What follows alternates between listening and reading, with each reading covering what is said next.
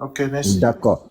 Votre question, je rappelle, Alex, votre question, c'est que le Cameroun en est où avec les accords coloniaux? Est-ce qu'ils ont rompu ou pas? Et qu'est-ce que le MSC compte faire? Monsieur C'est Fautin va répondre à votre question. On passe d'abord la parole à Colonel. Colonel, 3 minutes, s'il vous plaît. Salut, Ouais, Colonel. salut, salut. C'est bien, on a quand même rempli les cases vides. Même si, Vas-y, vas-y. ouais, non, je vais peut-être voler un peu sur ce que Monsieur Fossin va dire tout à l'heure à propos, va répondre comme la question dont le frère vient de poser, quoi. Oui. Il a posé la question à deux volets. Si, il voulait savoir si nous avons rompu avec les 10 accords. Et sinon, qu'est-ce qu'on compte en faire? C'est ça. Moi, je vais commencer par dire qu'il n'y a, il y a nulle part mentionné que le Cameroun a rompu avec les 10 accords. Pourquoi? Parce que je vais vous donner quelques éléments qui vont vous faire comprendre la manipulation qu'il y a. Il y a quelque chose qu'on appelle l'aide publique au développement, hein, de l'AFD, de l'Agence française de développement. Il y a le programme C2D, qui est un programme qui s'appelle contrat de développement et de désendettement. Ok, désendettement et développement, pareil. Si vous allez sur Internet, vous ouvrez un chapitre, vous ouvrez le lien, vous cherchez à savoir les pays qui bénéficient de cette aide-là, du CDD. Vous allez voir que le nom du Cameroun y figure, le nom du Burkina Faso, du Mali et du Niger n'y figurent plus. Il dit plus pourquoi? Parce que ces noms figuraient avant. Les noms de ces trois pays ne figurent plus. Pourquoi? Parce que quand vous vous engagez sur un terrain de conquête légitime de souveraineté avec la France, la première des choses qu'elle fait, c'est qu'elle vous fait chanter avec son programme de CD2. Donc, on commence à vous balancer que non, on va arrêter l'aide publique au développement, on va faire ci, on va faire ça. Et en ce qui concerne le Cameroun, vous pouvez vérifier, hein, l'année dernière, le Cameroun a bénéficié du CD2. Et l'année d'avant, le Cameroun avait bénéficié une partie qui venait compléter ce qu'ils avaient reçu quelques années plus tôt. Donc, un Cameroun qui aurait rompu les accords avec la France, je ne crois pas que la France serait en train de continuer de verser son argent dans les caisses du Cameroun.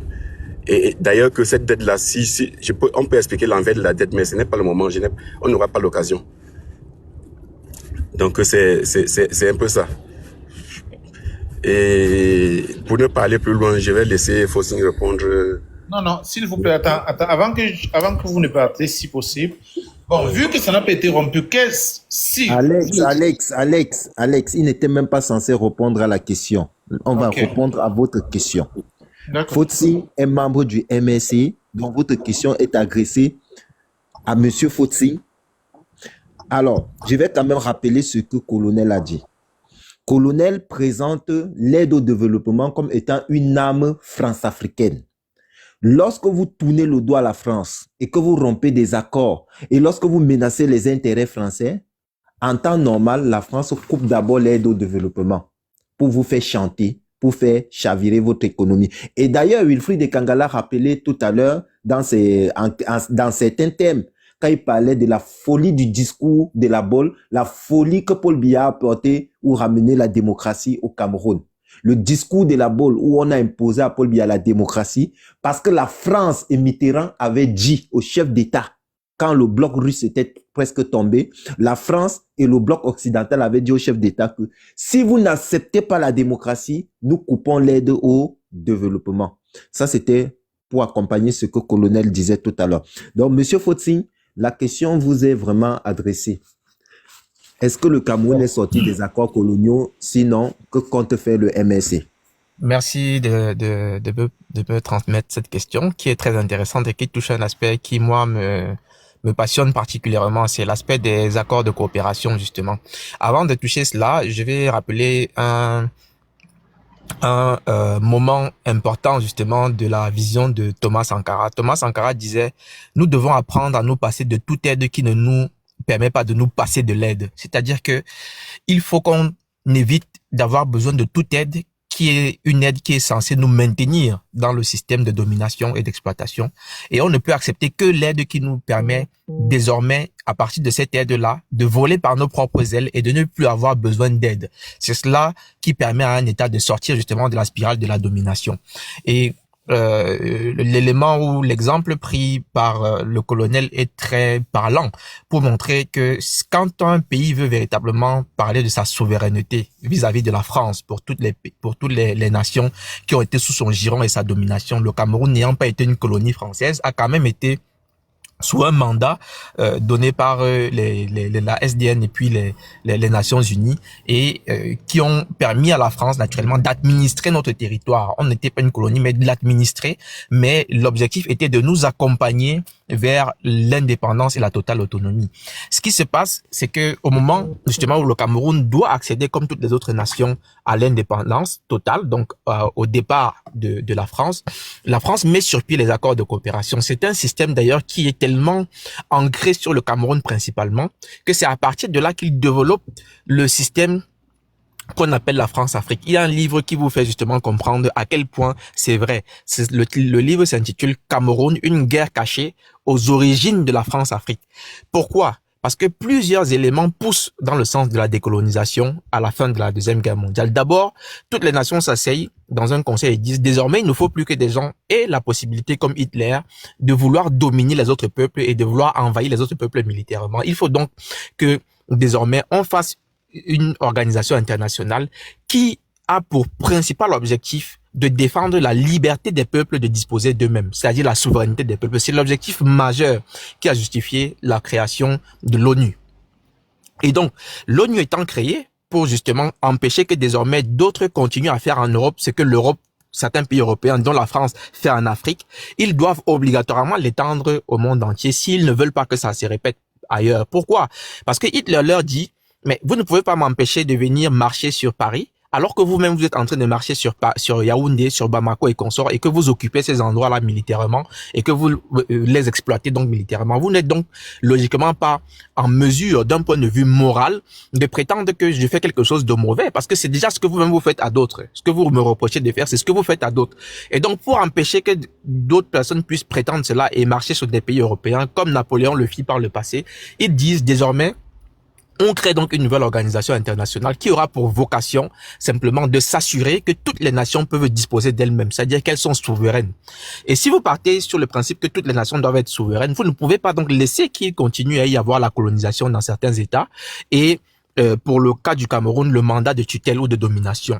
Raison donc pour laquelle on impose à la France le président américain en premier et les institutions internationales en second, donc l'ONU, fixe la date de la fin de l'indépendance. D'ailleurs, si vous écoutez très bien et si vous regardez les documents d'archives, vous allez toujours vous rendre compte que, contrairement à ce que les gens racontent, la France n'a donné l'indépendance à personne. La France a été contrainte. Et c'est un résultat d'un travail dans lequel le Cameroun a encore sa part de gloire à tirer.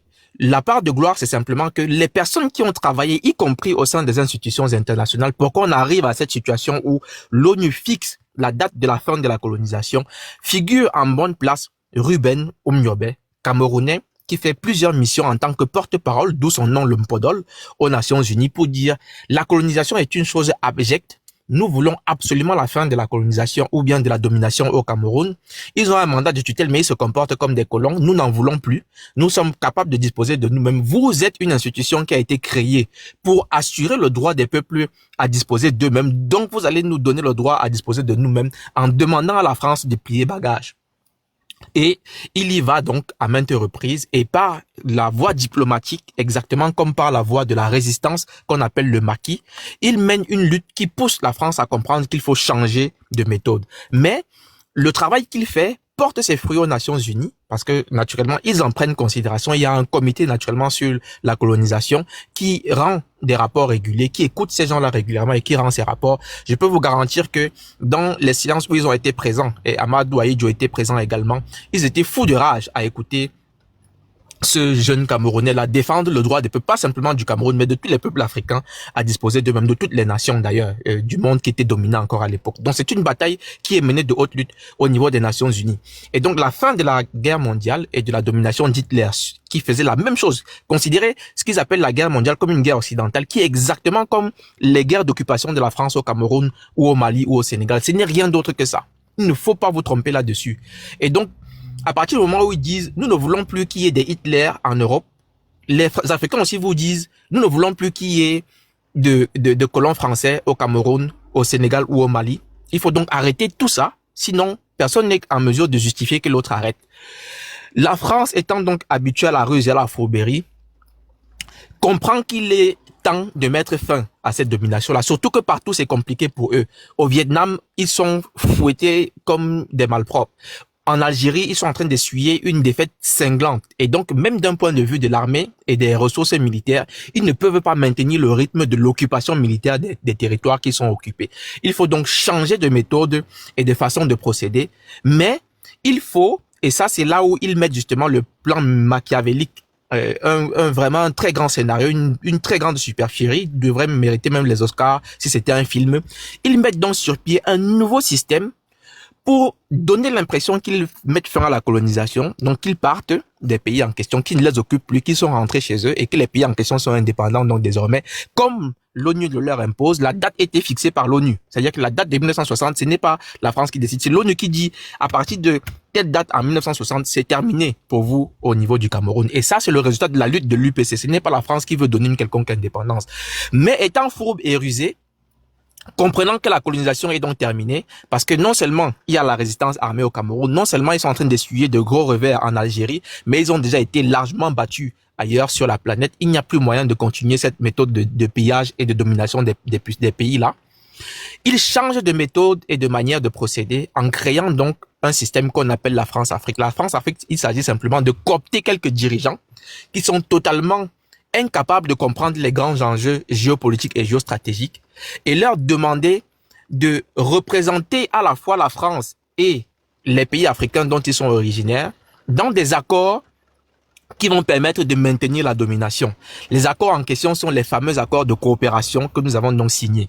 Les premiers accords signés entre le Cameroun et la France datent de 1959 et de 1960. Et Momo et moi, nous avons eu l'occasion de faire un travail de recherche sur les 10 accords, parce que les accords en question, pour ce qui concerne les premiers accords de 1959 et de 1960, n'ont aucune durée de validité.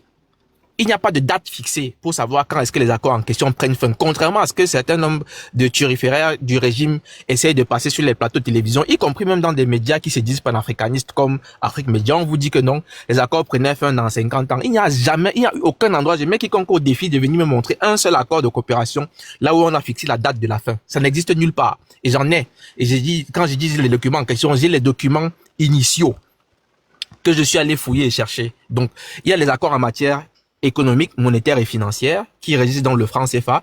Vous avez les accords en matière culturelle qui régissent l'éducation et qui disent que les systèmes éducatifs que vous avez au Cameroun sont de type français, sanctionnés par des diplômes de type français, et que si vous changez un seul livre au programme au Cameroun et que la France estime que ce n'est plus adapté à ses intérêts et au programme qu'elle veut, elle est capable de décider que votre système éducatif n'est plus de type français et de ne plus reconnaître vos diplômes et de ne plus donc avaliser vos diplômes également sur la scène internationale, parce que vos diplômes, à partir de ces accords de coopération-là, prennent une certaine forme d'équivalence avec les diplômes de type français, vu qu'on considère que vous avez un enseignement ou une éducation de type français sanctionnée par des diplômes de type français chez vous. Donc, on arrive donc à la situation où nous signons ces accords avec la France, y compris des accords en matière de défense. Les accords en matière de défense, notamment, disent que à l'époque, et ils ont évolué. Ça, il faut bien le préciser. S'il n'y a pas de date d'expiration donc de ces accords-là, c'est-à-dire s'il n'y a pas une date qui dit c'est la fin, il faut quand même reconnaître que certains de ces accords sont revus au fil du temps. C'est notamment le cas des accords de coopération en matière militaire. Avant, en matière militaire, l'ambassadeur de France au Cameroun avait le droit de déclencher une opération militaire au Cameroun si le président était empêché. Je répète et j'explique mieux ce que je dis. L'ambassadeur, d'après les accords de coopération en matière militaire signés en 1960 entre la France et le Cameroun, l'ambassadeur de France, je dis pas le président français, l'ambassadeur, le simple ambassadeur de France au Cameroun, ne voyez pas Christophe Guilloup venir vous donner les nouvelles de votre président sur le perron de votre propre palais présidentiel et vous pensez que c'est anodin. Ils savent qu'ils sont chez eux. Ils savent que c'est eux qui commandent. C'est l'ambassadeur qui avait ce droit-là. Et ne pensez pas que c'est anodin non plus. Si on remplace l'ambassadeur en question pour mettre un général d'armée. Le Cameroun est l'un des rares pays au monde où ce n'est pas un diplomate qui est ambassadeur de la France, mais c'est un général d'armée actuellement à l'instant T où je vous parle. C'est un général d'armée qui est assis à l'ambassade de France au Cameroun. Et ce n'est pas anodin non plus, alors que nous entrons dans une période où eux tous ils se rendent compte de la vieillesse de Paul Biya, de la réclamation de plus en plus pressante du peuple qu'il parte et que son régime parte. Ils installent donc un général d'armée au Cameroun. Imaginez un temps soit peu que la France soit en train de proposer à Poutine d'envoyer un général d'armée pour venir être l'ambassadeur de France en Russie. Vous pensez qu'il va accepter ces lettres d'accréditation? Personne ne fournit du... Mais le meilleur élève de la France, il ne va jamais contester les ordres de la France, vu qu'il allait rendre compte du grand dialogue national. Et on nous parle de Maurice Kamto qui ne serait pas panafricaniste et consort. Le vrai anti-panafricaniste, c'est Paul Biya, qui n'a jamais dénoncé aucun accord. Même, je dis bien, même Idriss Déby, en son temps, qui était l'un des plus grands élèves de la France-Afrique, a quand même dit que le franc CFA était mauvais. Il s'est quand même prononcé dessus. Les Obiang Guéma se sont prononcés sur le franc CFA, mais lui, il n'a jamais rien dit. Je reviens donc au sujet des accords de coopération. Le sujet des accords de coopération nous dit donc quoi? Que ces accords-là signés donnaient le droit à l'ambassadeur de France, si le président de la République du Cameroun est empêché, de déclencher une opération militaire. Quand on dit empêché, c'est simplement dans le contexte dans lequel l'UPC menait sa lutte armée. Si jamais l'UPC réussissait donc par la lutte armée peut-être à mettre à mal les institutions pour essayer de remplacer l'ordre néocolonial qui se mettait en place avec Ahidjo pour pouvoir installer le vrai système d'indépendance du Cameroun, la vraie gestion indépendante du Cameroun, l'ambassadeur de France avait le droit de déclencher une opération militaire sur le Cameroun. C'était cela que les accords de coopération en question disaient. Je vous ai donc dit que les accords de coopération en matière économique, monétaire et financière restent les mêmes avec le franc CFA. Mais ils ont évolué, même s'ils ont très légèrement changé pour ce qui concerne le franc CFA, notamment en matière de centralisation des réserves de change. Le montant qui reste des réserves de change, avant c'était 100% des réserves qui devaient rester sur les comptes du Trésor français, puis ils sont passés à 70%, puis aujourd'hui on dit que c'est 50%. Mais on précise aussi que le Cameroun laisse plus que ça dans les caisses du Trésor français, malgré que la loi l'autorise à ne laisser que 50%. C'est une parenthèse. Revenons donc au sujet principal. Le sujet qui a le plus évolué, c'est celui des accords de coopération en matière de défense, qui donnait justement le droit à l'ambassadeur français de déclencher ces opérations-là. Ils les ont revus. Et les accords en question ont donc été modifiés. Les accords précisent, et même après la modification, il n'y a aucune date d'expiration. Momo est témoin, je le prends à témoin. Ici, nous avons étudié les accords de coopération en matière de défense les plus récents. Donc, ce qui est dans les années 2010 et autres, entre le Cameroun et la France. Donc, on a vu, il n'y a pas de date d'expiration. Les accords de coopération signés avec la France, non seulement n'ont pas de date d'expiration, mais sont tacitement reconductibles. Je vous donne l'exemple pour vous faire comprendre ce que ça veut dire tacite reconduction en droit. Vous signez un contrat avec votre bailleur. Le contrat de location court sur 2 ans. Au bout des 2 ans, personne ne veut changer la situation. C'est-à-dire, le bailleur ne vous donne pas un préavis pour dire qu'il ne veut plus de vous comme locataire, donc vous devez partir. Et vous-même, vous ne dites pas au bailleur que vous voulez sortir de la maison en donnant un préavis pour qu'il cherche un nouveau locataire. Et donc, les 2 ans arrivent à expiration. Aucune des parties ne donne aucune notification à l'autre. La seule chose qui se fait, c'est quoi? C'est la tacite reconduction, c'est-à-dire que vous continuez à payer le loyer et le contrat continue à courir. Parce qu'il est reconduit de manière tacite, c'est-à-dire sans avoir besoin de parler. Les 2 parties, par leur comportement, maintiennent l'équilibre et le rapport qui les liait, l'un étant redevable du loyer et l'autre redevable de mettre sa maison à la disposition du locataire. Et voilà donc comment on reconduit donc un contrat par tacite reconduction, c'est-à-dire que vous n'avez pas besoin de venir au moment venu dire que ben oui, on arrête ici. Même quand on fixe un terme, on vous dit qu'au-delà à ce terme-là, donc si c'est pour une durée de 5 ans, ça se reconduit de manière tacite si aucune des parties ne dénonce donc les accords en question. Il faut donc, pour qu'on sorte des accords de coopération, qu'il y ait un acte public de dénonciation. Et ces actes-là, vous les avez sur la toile. aujourd'hui, vous n'avez pas besoin de chercher des midi à 14h. Vous mettez simplement dénonciation des accords de coopération en matière militaire entre la France et le Burkina Faso, France et Niger. Vous allez voir les documents en question apparaître devant vous. C'est un simple communiqué où le gouvernement d'un État dit, à partir d'aujourd'hui, je romps les accords qui me lient à la France. Rien d'autre. On a besoin de rien d'autre. C'est tout. Il faut simplement faire cette dénonciation-là, cette déclaration. Je vous pose donc la question pour que vous puissiez me dire que les accords de coopération, et on arrive à la fin, que les accords de coopération entre la France et le Cameroun ont pris fin. Montrez-moi un seul texte du gouvernement camerounais qui dénonce un seul des accords de coopération qui ont été signés entre la France et le Cameroun depuis même 1960. Sans même parler des modifications. Montrez-moi une seule lettre qui dit « je dénonce un accord ». Ça n'existe nulle part. Parce que quoi? On a le meilleur élève de la France chez nous. Et vous ne pouvez pas avoir le meilleur élève de la France, il est en train de dénoncer les accords de coopération avec la France. Vous avez quelqu'un qui est capable de laisser tous les soldats camerounais qui tombent avec les Boko Haram, qui tombent au Nozo. Il ne fait aucune commémoration alors que ça se passe à la garnison militaire à 2 kilomètres de son palais présidentiel. Il ne va jamais leur rendre hommage, mais il prend l'avion, il parcourt 5000 kilomètres pour venir rendre hommage aux soldats français. Pourquoi? Ben oui, et dans ce discours-là d'ailleurs, justement, il le dit. La guerre est en Ukraine, elle est désormais très proche de nous. Mais moi, je me demande, mais le Cameroun est à 5000 kilomètres de l'Ukraine. La guerre est proche de nous comment? Parce que le monsieur se considère comme le meilleur élève de la France et comme un Français. Et donc, dans son discours, pour rendre hommage aux soldats français, qui sont tombés, ou bien à la France qui s'est libérée et en prétendant qu'il parle un peu de quelques soldats africains. Le monsieur vous dit donc que lui-même il se sent proche de cette guerre qui est en Ukraine. Parce que naturellement, ses capitales à lui, ses pays à lui sont Genève et Paris, où il a d'ailleurs la citoyenneté d'honneur. Donc c'est tout à fait normal qu'il se sente concerné par la guerre là-bas et non pas par la guerre qu'il y a au Cameroun. C'est donc ce monsieur-là qui ne s'est jamais prononcé sur le franc CFA, qui ne s'est jamais prononcé sur aucun accord, alors que nous voyons même le Tchad avec le petit Idriss Déby Itno qui est installé par la France, alors que la population ne voulait pas de lui. La France vient dire non, laissez, il ne va pas se présenter comme président. Il se présente quand même comme président.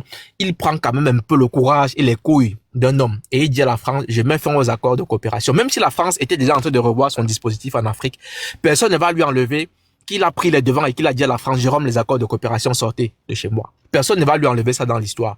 On ne peut rien mettre au crédit de Paul Biya de ce point de vue-là dans l'histoire du Cameroun. Il n'a enlevé aucun contrat à la France, il n'a jamais rompu aucun accord de coopération. Le MRC dit donc que, outre le franc CFA, nous allons revoir tous les accords de coopération qui ne sont pas favorables à l'Afrique. Point. On se limite là, on n'a même pas besoin d'aller chercher des médias à 14h. C'est écrit en noir et blanc dans les textes du MRC, dans son programme de gouvernance. Nous sortons de tous les accords qui ne sont pas favorables aux intérêts de notre peuple. C'est cela qu'on appelle la souveraineté. Ce n'est pas simplement avoir un drapeau et un fantoche installé à Yaoundé. Il faut aussi avoir un leader qui est un nationaliste, qui est donc capable de dire ces éléments-ci ne sont pas favorables à mon peuple. Si vous écoutez très bien le slogan du président du Mali, de la transition du Mali, le général Assimi Goïta. Il vous dit toujours 3 éléments fondamentaux guident sa politique. La souveraineté, le respect de la souveraineté du Mali, le respect des choix du Mali et le respect des partenariats du Mali. Tout ce que vous faites, tout ce que vous allez tourner autour, il vous dit que non. C'est les intérêts du Mali qu'il faut préserver. C'est d'abord ça. Si les accords de coopération avec la France ne sont pas favorables aux intérêts du Mali, ils rompent. Terminé. C'est cela qu'on appelle donc avoir un dirigeant qui montre une fonction de patriotisme élevé, un amour pour son pays élevé et qui est donc capable de remettre en question les accords de coopération qui ne sont pas favorables à son pays. Un chiffre bien concret que vous pouvez trouver dans un journal qui s'appelle Deutsche Wirtschaft Nachrichten, donc un journal économique allemand qui est assez sérieux, qui titre donc que la France ne peut maintenir son rang de puissance dans le monde qu'en exploitant les pays africains à travers le système du franc CFA et que chaque année, la France tire de ce système du franc CFA 440 milliards d'euros. Je répète, 440 milliards d'euros. Pour savoir l'équivalent en franc CFA, il vous suffit de faire la conversion. 440 milliards d'euros, vous multipliez par 655,95 et vous trouvez le nombre de milliards de francs CFA qui manquent dans les caisses de l'Afrique et qui vont alimenter les caisses de la France. Et on dit ici que c'est des bénéfices. On ne parle pas des sommes qui sont gérées pour le compte des pays africains et qu'on va restituer aux pays africains. On parle des bénéfices que la France a déclarés elle-même Dans quel contexte? Dans le contexte de l'arrimage du franc français à l'euro en 2000. Le moment où la France doit sortir de sa propre monnaie nationale, le franc français, pour entrer dans l'euro, qui est une monnaie gérée donc par la Banque centrale européenne, il faut faire les déclarations sur le fonctionnement de la monnaie et des parités entre le franc CFA et le franc français et les mécanismes qui permettent de faire fonctionner cette monnaie-là.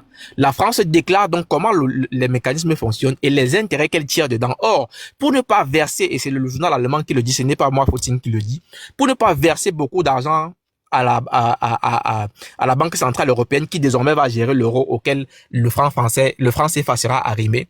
Il déclare un montant qui est de loin inférieur à ce qu'ils doivent tirer réellement comme bénéfice de ce système-là. C'est ce que dit le journal allemand en question. Celui qui veut chercher, il tape simplement Deutsche Wirtschaftsnachrichten en ligne où il tape plus ou moins Frankreich kann seinen Status nur mit Ausbeutung der ehemaligen Kolonien halten. Donc, la France ne peut maintenir son rang de puissance dans le monde qu'en exploitant ses anciennes colonies.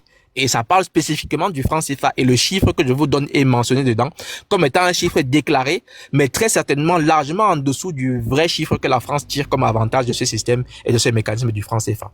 D'où le MRC dit, dès que nous arrivons au pouvoir, l'un des éléments sur lesquels nous travaillons immédiatement, c'est la rupture du franc CFA. Mais il faut bien préciser que concernant cette monnaie-là, aucune sortie précipitée ne peut être favorable à une économie. Il faut donc préparer la sortie en question. Mais sur les autres aspects comme la coopération en matière militaire et consorts et autres types de coopération, surtout la coopération en matière culturelle qui institue donc les diplômes que nous avons aujourd'hui, il est absolument impossible de penser qu'on puisse maintenir ces accords-là tels qu'ils sont, parce que c'est le système colonial d'éducation qui est encore en place au Cameroun, raison pour laquelle on vous enseigne le général de Gaulle, on vous enseigne Jeanne d'Arc, on vous enseigne la guerre de 100 ans, on vous enseigne les Christophe Colomb, les Descartes et tout ce que vous voulez, mais on ne vous enseigne rien sur Ernest Ouandié, ce qui permet à un malade de venir vous dire qu'Ernest Ouandié était un bandit. Parce que ce n'est pas enseigné à l'école. Si les enfants le savaient exactement comment ça s'était passé à l'école, on n'en serait pas là. Ce n'est pas enseigné. Aucun mot sur eux, ni sur Ruben Oumniobe. On vous dit simplement c'est des maquisards. Ou bien c'était des gens qui se battaient contre les colons. Et puis on se limite là. Mais qu'est-ce qu'ils ont fait concrètement? Quels actes ont-ils posés? Quels sont les textes de Oumniobe sur le tribalisme notamment? On ne vous enseigne pas cela. Et pourquoi? Parce que le système que vous avez encore aujourd'hui, c'est un système donc qui avait pour vocation de produire les accessoires de l'administration coloniale ou les premiers fonctionnaires camerounais qui devaient reprendre en main le système colonial d'administration, mais qui n'avaient pas la possibilité de développer une vision pour le Cameroun selon les enjeux même de l'époque et encore plus loin selon les enjeux d'aujourd'hui, vu que les enjeux du monde ont évolué, les capacités du monde également ont évolué. Il faut donc sortir de ces accords de coopération-là, principalement ceux en matière culturelle. C'est ça qui m'intéresse même le plus. Le CFA, c'est derrière. La matière culturelle, c'est-à-dire l'enseignement, l'éducation. Comment on enseigne nos enfants? Qu'est-ce qu'on met dans leurs livres? Qu'est-ce qu'on leur dit de Oumniobe? Qu'est-ce qu'on leur dit de Ernest Ouandié? Qu'est-ce qu'on leur dit de Castor Ossendé-Afana, premier diplômé d'économie d'Afrique subsaharienne, qui décide de rentrer au maquis, trentaine à peine, capable de travailler dans toutes les institutions internationales. Il dit, je laisse tout ça, niet, je ne veux aucun privilège. Je me bats, la France sort de mon pays pour la liberté. Il va jusqu'à sacrifier sa vie et Ahidjo demande sa tête, qu'on lui ramène la tête d'Afana. On en parle très peu. Pourtant, c'est des gens qui ont fait des sacrifices immenses. Ils savaient qu'ils allaient mourir et ils ont choisi de rester dedans. Les confidences de Ahidjo lui-même disent que quand on prend Ernest Ouandié, durant les procès, vu qu'il y avait déjà des négociations qui étaient en cours à travers Monseigneur Ndormo, on lui demande s'il est d'accord d'abandonner la lutte si on le libère. Il vous dit jamais. Si vous me libérez, je vais me battre encore plus. Et c'est ce qui pousse Ahidjo à dire, je respecte Ernest Ouandié, je veux le tuer, mais je le respecte pour son combat. Parce que c'est quelqu'un qui est farouche, il est déterminé. C'est un homme, c'est un vrai combattant. Et vous voyez avec quelle élégance, avec quelle grandeur il affronte la mort. Il va à la potence. Nous avons vu ça quand on parlait le 15 janvier dernier. J'étais à Bafoussam présent lorsqu'il y avait la commémoration. Quand vous voyez les photos, les images, vous avez l'impression que c'est un acteur, un gars qui va dans un show télévisé. Il va là pour se faire filmer. Il est à l'aise. Il est quelqu'un qui semble donner l'impression qu'il plane et qu'il domine sur la personne qui est en train de vouloir le tuer. Et voilà des gens que un certain nombre d'énergumènes sont en train de vouloir traiter de bandits. Des gens qui ont accepté le sacrifice suprême pour la libération de notre pays avec une loi de réhabilitation. Donc voilà la réponse que je pouvais vous donner. Merci Monsieur Fossi, merci. J'ai encore deux questions si je peux me permettre. Oui, Sinon, Alex, ça va être compliqué. Alex, Alex, avant que vous ne posiez vos questions, parce que vos questions, il y a 424 personnes qui écoutent, ils aimeraient apprendre certaines choses. Donc, vous avez écouté quand même, je dois saluer déjà l'oratoire et accompagné de la connaissance de la science de Monsieur Fotzing. Mais je vais quand même rappeler quelque chose. Monsieur Fotzing vous a donné tout ce qu'il fallait donner. Donc, en ce qui concerne l'accord monétaire dont il vous parlait, qu'il n'y a pas de limitation dans ces accords dits coloniaux, entre parenthèses, l'article 16 de l'accord de coopération signé en 72, Ahidjo avait envoyé Onana, le plénipotentiaire du Cameroun. C'est l'article, vous lisez l'article 16, et puis vous allez dans l'accord de coopération, l'accord, le partenariat de défense qui a été renouvelé en 2009, ratifié par le Parlement français en 2012, et reconduit de façon automatique. C'est ça que M. Fotzing appelait tacite reconduction pour des périodes de 5 ans. Article 28 parle de l'entrée en vigueur et de la dénonciation de l'accord. Et M. Fotzing vous a dit, allez chercher même sur Internet et un peu partout, où est-ce que le Cameroun a dénoncé l'accord. Et d'ailleurs, le professeur Maurice Kamto, dans l'un de ses discours, je ne sais pas si c'est dans l'un de ses discours ou dans l'une de ses prises de parole, parle de l'inviolabilité de la MISLOC qui se trouve à Douala. Ça rentre dans ce partenariat de défense. Donc, en matière de défense, entre le Cameroun et la France, ce partenariat de défense existe parce que le Cameroun ne l'a jamais dénoncé. Mais le ministre Jean de Dieu Momo est quand même sorti avec un député suppléant du RDPC en disant que le Cameroun serait sorti des accords coloniaux, du moins le partenariat de défense en 2020.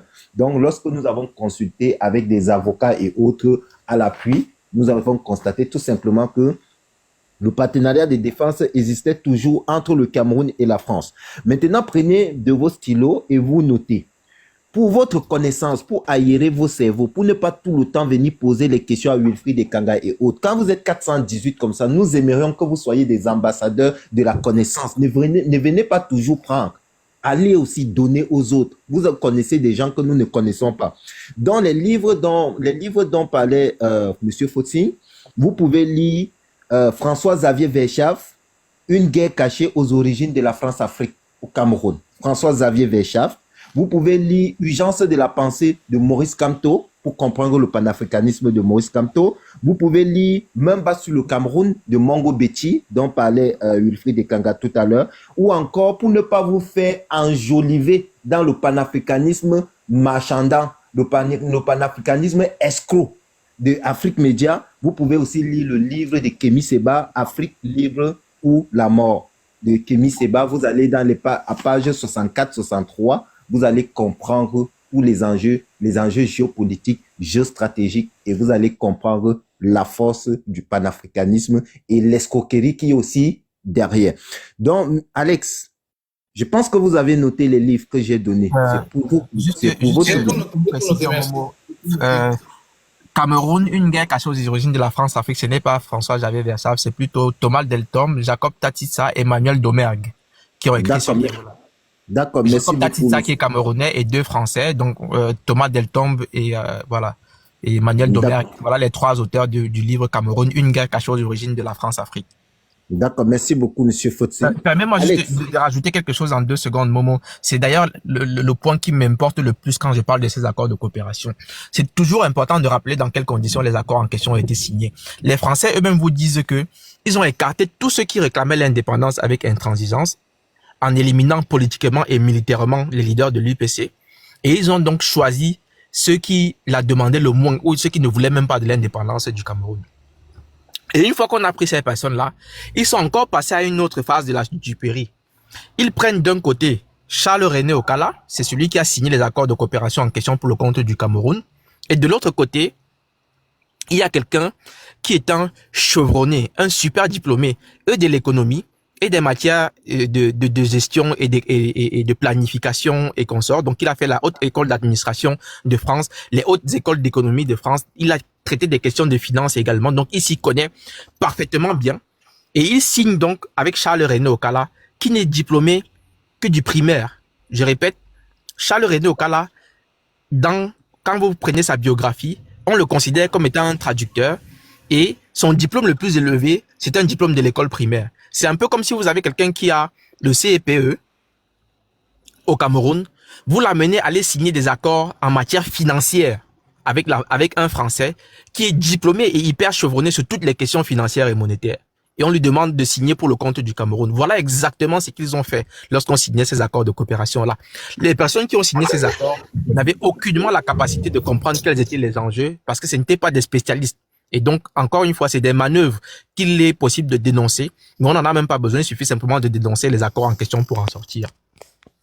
D'accord. Merci beaucoup, Monsieur Fotsi. Et d'ailleurs, pour dénoncer l'accord et pour pouvoir en sortir, lisez l'accord sur le franc CFA. L'article 17 dit que si Paul Biya n'est pas content, il dénonce. Et le dépositaire, c'est le Congo. Il envoie, il prend. En fait, ce qui manque à Paul Biya, c'est de prendre un stylo qui coûte 100 francs CFA et un format qui coûte 25 francs. Il écrit, il donne à Wilfried Dekanga, il dit poste-moi ça au Congo. Je ne suis plus dans l'accord. Le combat commence. Voilà ce qui manque à Paul Biya. Alex, allez-y. Ok. J'ai deux questions. Je préfère les poser toutes les deux au même moment là. Vu que vous avez la capacité de tous les répondre, vu que j'ai vu que vous êtes vraiment capable de les répondre, je veux les poser tous les deux au même moment. Ok. Ma première question, c'est celle-ci. À savoir, vous avez parlé de l'éducation au cas où si le Cameroun était sorti vraiment de ces accords et que le diplôme camerounais ne devrait plus être validé sur la scène internationale. Ok, vu que c'est le cas, qu'est-ce que le MRC compte faire pour changer ce problème? Et j'aimerais aussi savoir au même moment pour savoir, est-ce que si le président Maurice Kamto est président, s'il devient président en ce 2025 que nous y sommes déjà, est-ce que c'est prévu dans sa tête de faire rapatrier le corps de notre premier président, Amadou Ahidjo? Je ne sais pas trop. Hein. Ça, ce sont mes deux questions. Merci. D'accord. Vos deux questions. Est-ce que Wilfried aimerait répondre à la deuxième question? Si Kamto est président, en fait, si la présidente du Cameroun revient au mouvement pour la renaissance du Cameroun, est-ce que on compterait rapatrier le corps de Amadou Ahidjo? Je lui grille la politesse sur le sujet et je sais qu'il est en train de souffler un tout petit peu. Monsieur Fotsi, allez-y. Oui. La réponse est très simple. Et c'est pourquoi je disais, si les gens étaient sérieux, c'est qu'on n'aurait même pas de grandes difficultés.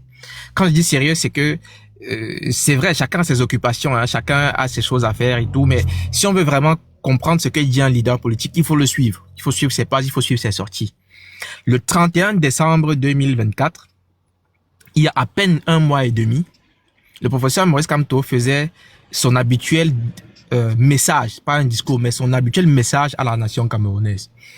Le message en question, sur la fin, disait qu'il y a la nécessité de travailler à la réconciliation de notre pays. Et que pour parvenir à cette réconciliation de notre pays, il faut non seulement qu'il y ait la réhabilitation qui est déjà faite des héros nationaux, mais qu'il faut également que ceux-ci soient célébrés. Et il cite les noms. Je vais vous préciser que le professeur Maurice Kamto a lui-même tenu à ce que le montage de ce message à la nation-là mette la photo de chacun des leaders. Allez regarder encore, c'est présent, c'est sur YouTube. Regardez son discours du 31 décembre. Il cite nommément les leaders en question et il parle donc du retour de la dépouille d'Amadou Ahidjo en terre camerounaise pour la réconciliation de notre pays. Il dit donc que notre histoire est encore à parfaire, qu'il y a des héros qui sont battus pour le Cameroun. Il faut les réhabiliter, mais il faut surtout les célébrer.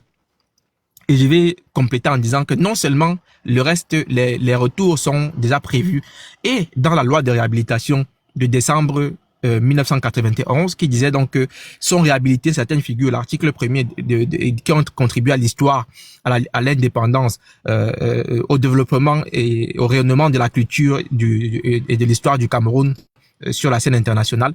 Les figures suivantes, Amadou Ahidjo, Omniobé, et on termine donc par Ernest Ouandjé, la quatrième figure. Et le même texte, donc la loi de réhabilitation en question, qui porte 5 articles si je ne me trompe pas, précise bien que les restes des leaders en question peuvent être rapatriés dans le pays à la demande des familles. Mais c'est la supercherie du régime parce qu'ils savent que non seulement les familles ont peur de s'approcher du régime, mais que même si les familles s'approchent, ils peuvent essayer de faire le dilatoire et pendant longtemps ne jamais donner suite. Je sais que la femme d'Aïdjo, par exemple, aurait bien voulu que les restes de son mari rentrent au pays avant elle-même de décéder en exil à Dakar, au Sénégal. Donc, c'est prévu non seulement dans la déclaration du professeur Moïse Kamto du 31 décembre, donc c'est tout à fait récent, même pas un mois et demi. Et je vous disais que pour ce qui concerne les héros, dont Oumniobe, Moumié, Afana, Ernest Wandje, Ablekingé et Marthe Moumié, pour terminer, le professeur Moïse Kamto a lui-même tenu à ce que leurs images soient présentées aux Camerounais pendant qu'on parle d'eux. Si vous demandez à un enfant de l'école primaire au Cameroun, dans n'importe quelle école primaire, si vous montrez la photo d'Ernest Wandje, vous le demandez qui c'est, ils ne savent pas vous dire. Parce que je vous ai fait la preuve en live à Bafoussam le 15 janvier dernier, quand j'étais à la tombe de Ernest Wandje, qui jouxte 3 écoles, où il y a des enfants à côté, 3 écoles, juste là. Donc, à 20 mètres de sa tombe, c'est les écoles. C'est 3 écoles qui sont alignées l'une après l'autre. J'ai réuni une 50aine d'enfants. Je leur ai demandé qui est enterré là. Peu étaient capables. Il y a une seule fille qui a été capable à peu près de dire quelque chose qui se rapprochait un peu de la vérité à leur sujet. Certains disaient même que donc c'était des gens c'était des maquisards. Un autre m'a dit que non, c'est un Camerounais qui est mort en France et on l'a enterré là. Des enfants. Donc ils ne savent absolument pas qui est enterré là. Montrez-leur leur image, ils ne sauront pas qui c'est. Donc le professeur Moïse Kamto a tenu à ce que lorsqu'il cite le nom de Oumniobe, qu'on présente la photo de Oumniobe. Si vous regardez la vidéo, vous allez le voir ce que je vous dis. Elle est présente sur YouTube et elle est toute récente. Sur le discours du 31 décembre.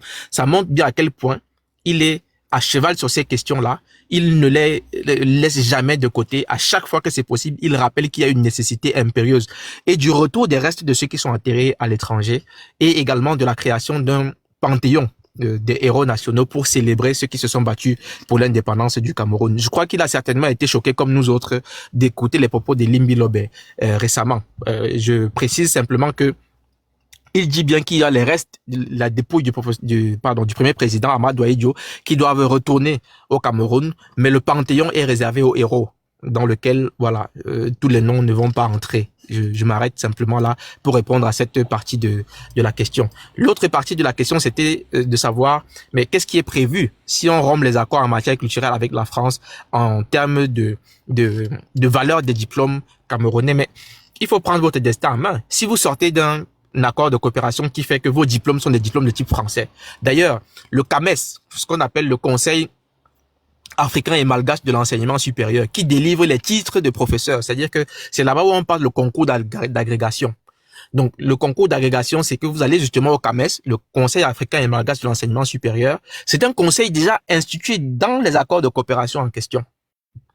Et géré donc et régi par les accords de coopération en question. C'est pour ça donc que vous avez des diplômes qui sont donc dits être des diplômes de type français. Donc, un enseignement de type français, sanctionné par des diplômes de type français. Si vous en sortez de ces accords de coopération-là, vous aurez désormais des diplômes de type camerounais. À vous, simplement, de vous assurer que la qualité de votre système éducatif que vous mettez sur pied est suffisamment bonne pour être reconnue à l'international. Sur cette question, je vous rappelle que malgré le fait que le Cameroun ait un enseignement de type français, sanctionné par des diplômes de type français, aucune université camerounaise ne figure parmi les 100 plus importantes universités en Afrique. Je ne dis pas dans le monde, ou en Afrique. On compte les 100 meilleures universités en Afrique. Il n'y a aucune université camerounaise. Allez chercher. Donc, ça ne nous sert à rien de prétendre qu'on a donc des diplômes de type français et qu'on a un enseignement de type français. Parce qu'au final, c'est simplement la capacité à vous de mettre des institutions d'enseignement et des institutions académiques suffisamment viables. Si vous avez des lycées techniques où il n'y a pas de laboratoire, vous avez des enfants qui vont faire informatique à l'université à Yaoundé 2, à Yaoundé 1, à Anguaïkele, ils finissent sans jamais avoir un ordinateur portable, sans jamais être dans un laboratoire où il y a la connexion Internet, il y a de bons ordinateurs. Mais vous parlez de quoi? Qui va vous donner la crédibilité à ces universités-là? Qui va reconnaître vos diplômes ou bien qui va vous classer parmi les 100 meilleures universités?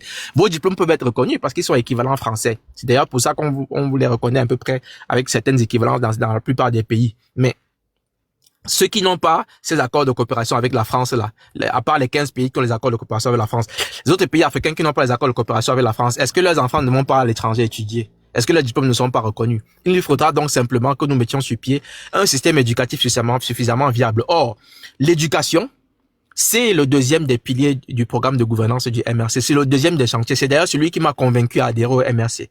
Jeunesse et éducation. C'est bien ce que dit ce projet-là. C'est ce pilier du programme de gouvernance-là. Donc, tout est bien déjà traité. On ne parle pas de jeunesse uniquement, non. C'est jeunesse et éducation. L'accent est donc mis sur l'éducation et des réformes importantes ont déjà été prévues et envisagées pour que nous puissions avoir un système éducatif non seulement qui peut être reconnu, mais surtout qui va répondre aux réels besoins de formation de notre pays dans les temps qui sont les nôtres, à savoir les temps où c'est la technologie qui prime, c'est l'innovation qui prime, c'est l'intelligence artificielle qui prime, c'est voilà un certain nombre de métiers qui priment. C'est dans cela qu'on va réorienter donc totalement le système éducatif camerounais pour en faire un système adapté aux besoins de notre société dans les temps qui sont les nôtres aujourd'hui. Et c'est dommage, on peut pas s'étendre beaucoup dessus, ce serait long, mais je pense avoir essayé de répondre à la question du frère ainsi. Alors, je pense que Alex est satisfait de la réponse. Je suis très satisfait, mais j'ai juste un point à ajouter avant de clôturer. Ça, c'est pour chuter. Merci beaucoup. Monsieur Foti, merci de l'explication et merci pour tout. Mais j'ai juste un point. Lorsque nous, on vient pour s'informer, c'est pas que ça peut arriver que, comme moi, je suis tout le temps occupé, j'ai tout le temps du travail. Du coup, ça m'est impossible de m'asseoir et écouter des discours. J'ai bien envie. C'est un peu comme quelqu'un qui aime le foot, mais il n'a jamais le temps pour aller regarder le foot. Donc, du coup, lorsque je vois l'opportunité de venir et poser une question à quelqu'un qui s'y connaît et qui peut m'expliquer pour que je comprenne comme vous l'avez fait tout à l'heure, que ce soit Wilfried, que ce soit Momo, que ce soit vous l'avez fait et ça a été bien entendu. Moi, je suis ravi de l'entendre. Je suis ravi de poser mes questions à vous pour m'instruire. Je suis vraiment heureux. Mais le fait que lorsque nous on pose notre question et que vous nous dites, nous ne sommes pas sérieux, il faut qu'à un certain moment nous sommes sérieux. Nous sommes sérieux. Si je pose ma question, c'est parce que je suis sérieux. Sinon, j'aurais posé d'une manière bizarre. Mais je pose parce que je ne connais pas. J'ai envie de savoir. Merci. C'est ça que je voulais dire. C'était pas à vous, quand je dis c'est pas sérieux, c'était pour le frère qui disait qu'il ne connaît pas qui est Kamto et ce qu'il propose. C'était pas à vous spécialement que je faisais allusion quand je disais il faut être sérieux. Mais je disais que il faut quand même faire les efforts pour essayer d'apprendre. Vous savez, on trouve toujours le temps quand on a envie de faire quelque chose. Je peux vous le garantir. Je vous donne un exemple bien concret. Moi personnellement, je suis engagé sur 1000 francs aussi. Comme vous, j'ai pas mal d'occupations. J'ai des occupations professionnelles. Je suis militant d'une organisation, d'ailleurs, la Ligue panafricaine Umoja. Pour ceux qui ne connaissent pas, allez chercher pour découvrir un peu. Si vous voulez apprendre sur le panafricanisme, nous avons actuellement un président qui s'appelle Hamzat Boukari Yabara, qui a écrit un livre qui s'appelle Africa Unite. Africa Unite. Donc, il faut lire ce type d'ouvrage-là. Il parle effectivement de la France-Afrique et de la domination sur l'Afrique et consorts. Donc, je vous dis par exemple que dans cette organisation-là, je suis membre du bureau, j'étais membre du bureau et aujourd'hui, depuis dimanche dernier, je suis passé coordonnateur. Je suis militant du MRC. Je suis en même temps d'une unité du MRC. Je suis en même temps du bureau communal du MRC. Je suis en même temps dans les réunions. Je suis en même temps dans ma famille aussi. Je suis en même temps sur 1000 francs. Il y a 1000 dossiers sur lesquels il faut travailler, mais je trouve quand même le temps parce que c'est des questions qui intéressent l'avenir de toute ma nation, d'écouter ceux qui ont quelque chose d'intéressant à dire à ce sujet-là. Je n'impose pas à tout le monde de le faire. Ce n'était pas vis-à-vis de vous que je disais on n'est pas sérieux. C'était plutôt le jeune frère qui est passé là, qui disait être en master, mais prétendait ne pas connaître le professeur du tout et avoir besoin qu'on l'éclaire sur tout ce qui concerne le professeur. Je disais ce n'est pas sérieux. Il faut faire un peu de travail de recherche. Mais tout le monde peut trouver un peu de temps si c'est un sujet qui lui tient à cœur. Je pense, en sacrifiant. C'est de là qu'il s'agit. Il faut faire des sacrifices. Hier, j'ai terminé le travail à 22h. J'ai immédiatement lancé un live à 22h30 sur la pensée du professeur Maurice Kamto que nous avons terminé à 4h du matin presque, avant que je ne dorme. Vous voyez comment les journées peuvent être, mais on le fait parce que c'est des sacrifices qui sont nécessaires pour que notre nation puisse avancer.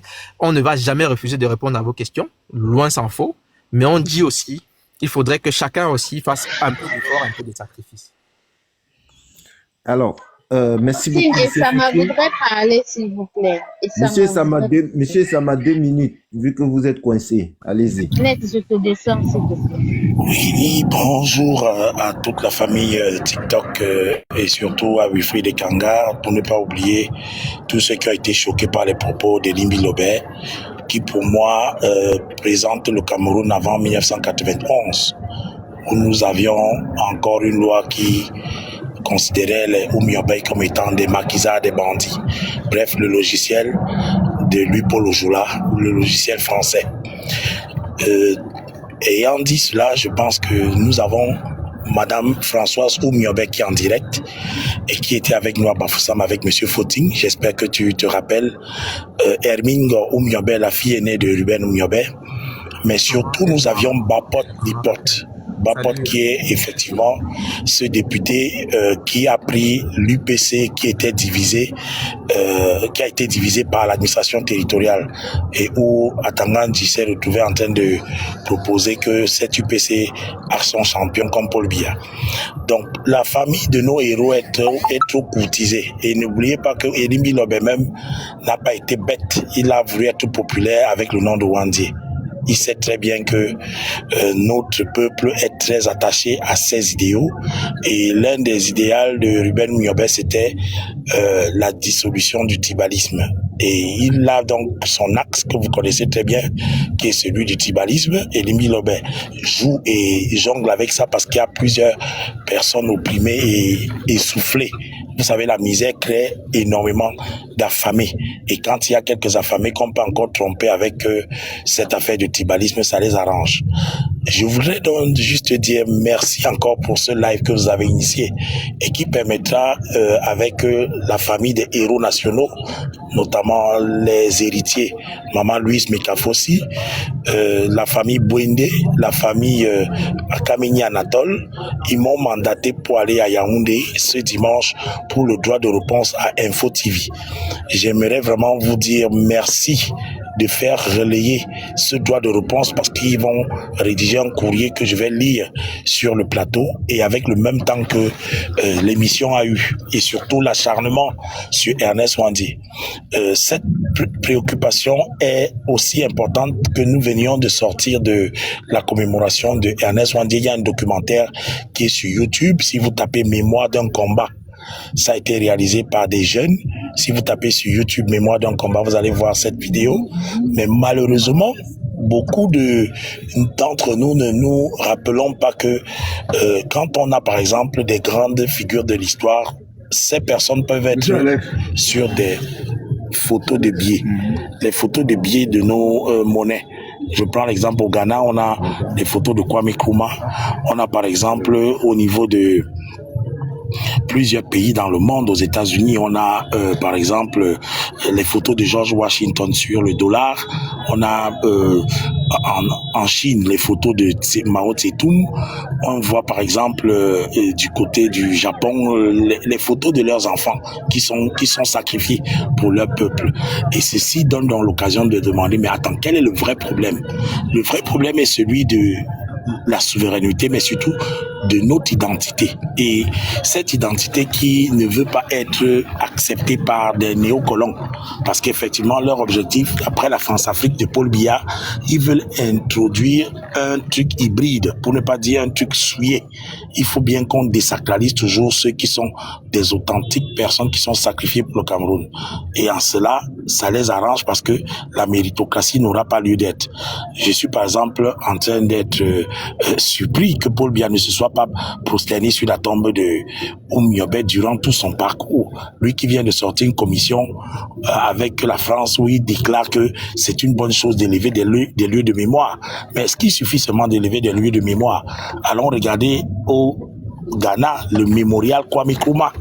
C'est vraiment toute une industrie touristique que d'avoir des Kwame Nkrumah en mémorial et de faire en sorte que ça rapporte de l'argent à un peuple. Ça éliminerait très rapidement des Elimbi Lobe potentiels et ça ferait en sorte que tout le monde revienne vers les sentiments de vivre ensemble. Et je rappelle que cette actualité de Elimbi Lobe prête le flanc à ce qui s'est passé à Meyor. Vous savez très bien qu'à Meyor, on a instrumentalisé quelques affamés, quelques personnes qui aiment le parler léger, comme Wilfried Kamga aime souvent le dire, qui se sont retrouvés en train d'aller détruire les magasins de ceux qu'ils appellent les autochtones, les halogènes. Bref, ceux qui disent autochtones, ça c'est toujours des termes dans la Constitution que nous devions nettoyer, parce qu'il est hors de question que cette Constitution qui était coloniale, que notre constitution qui a accepté la langue française coloniale comme langue officielle, la langue coloniale anglaise comme langue coloniale, que nous soyons comme le Sénégal qui a aujourd'hui la langue Wolof, que aujourd'hui on peut être d'accord que comme les Oumyobé, c'était un de leurs travaux. Voilà, Lingala au Congo par exemple. Et voyez-vous, du côté de la Centrafrique, c'est le Sango. Et n'oublions pas que du côté de l'Algérie, même ils ont supprimé la langue française comme langue officielle pour dire que notre rôle, notre génération a un grand travail de désherber, de dépoussiérer cette constitution coloniale qui a été installée et qui continue de faire que des termes allogènes autochtones existent pour rappeler que voilà les étrangers. Pourtant, nous avons l'Afrique de l'Ouest avec le Mali, le Niger et le Burkina Faso qui là-bas, eux sont déjà dans l'AES avec un passeport de l'AES, avec bientôt une monnaie, pendant que nous ici, on est dans le contraire avec des crimes où on se tue entre nous. Mais tu vas voir, toutes ces personnes instrumentalisées, personne ne va aller tuer un Chinois qui a pris des terres, personne ne va aller tuer un Français parce que Limbi Lobé déclare que les Bamileke ont arraché les terres. Mais quand vous regardez les terres de pays des plantations de Openja, ce sont les Français. La banane plantain qui est là-bas, directement, on envoie ça en France. Et on dit Made in France. Mais demandez-vous pourquoi Elimbi Lobé ne se préoccupe pas, même quand il sait que Paul-Éric Kingué a été tué parce qu'il demandait aux sociétés françaises, pas sociétés Bamileke, hein, je dis bien sociétés françaises, de payer les impôts. Parce que quand on demande à ces sociétés de payer les impôts, Elimbi Lobé ne s'en préoccupe pas. Parce que ce n'est pas une affaire de Bamileke. On demande aux sociétés françaises, les Français, il est même leur collabo, au contraire. Puisque lui-même, Elimbi Lobé, allé sur Internet, il n'a aucune photo sur la tombe d'un des héros nationaux. Il n'a pas une photo que ce soit sur... Et allons même dans sa propre vie. Est-ce que Elimbi Lobé peut épouser une femme Bamileke? Est-ce qu'il peut épouser une femme du Nord? En fait, vous constatez que le projet de l'UPC qui était des mariages interethniques, ça n'appartient qu'à ceux qui ont compris la hauteur de nos pères d'indépendance. Moi, je suis Essama, mon père est de Tchang, à Balevin, ma mère est du centre-sud. Et pour dire vrai, je me comporte au Cameroun en fonction de ce que j'ai comme ressenti. C'est-à-dire que mon ressenti personnel, je ne me définis pas comme un Bamileke, ni comme un Béti, je me définis comme un Africain, un point, un trait. C'est-à-dire que les travaux que les familles doivent faire en Afrique, c'est de vivre ensemble et de savoir capitaliser les cultures de toutes les parties pour pouvoir faire un monde meilleur. Donc je pense que ce projet que les Oumyobé avaient, déjà Wandi avait une femme Bakoko. La femme de Wandi, ce n'était pas une femme de l'Ouest, c'était peut-être pas fait Bana, c'était une femme Bakoko. Et pour dire quoi, tous ceux qui sont dans l'entreprise de faire du Cameroun un pays en carton, je m'excuse de dire ça, mais c'est bien ce que Elimbi Lobé veut, un pays que quand le carton, tu mets le feu, ça prend, ça embrase tout le monde. Nous devons donc travailler à faire un pays en béton et en or. C'est de l'or dont il s'agit avec des lives comme ceux-ci où je vais bientôt arrêter de continuer. Je vais m'arrêter là-dessus pour dire merci encore à Hermine Oumyobé qui m'a donné la possibilité de savoir que vous étiez en live. Elle est en train de nous écouter et j'aimerais même que vous la fassiez monter parce que Hermine Oumyobé, la fille de Oumyobé, c'est elle qui, en ce moment, me dit, Monsieur Essama, rejoins le live parce que ils sont en train de faire de grandes choses. Et encore, merci grandement. Merci beaucoup, monsieur. Merci beaucoup, Essama. Je rappelle que Essama est un grand héros. Hein. C'est quelqu'un qui a détruit les effigies des Français là pour Cameroun. Il s'est retrouvé en cellule, dans la cellule du France-Africain Paul Biya. Et la fille de Oumyobé qui veut faire sa demande, qu'elle fasse sa demande, Titi Zalo, il faut quand même préparer une place pour... C'est quand même une icône. Hein. C'est quand même la fille de notre héros, du plus grand Camerounais. Préparer une place pour elle, vraiment, avec applaudissements à l'appui. Qu'elle fasse sa demande. Je connais pas le nom, peut-être M. Fotsin va nous rappeler le nom. D'accord, préparer une place pour elle, quand même. Alors, Monsieur Fautier, reprenez la parole. Monsieur Fautier, reprenez la parole.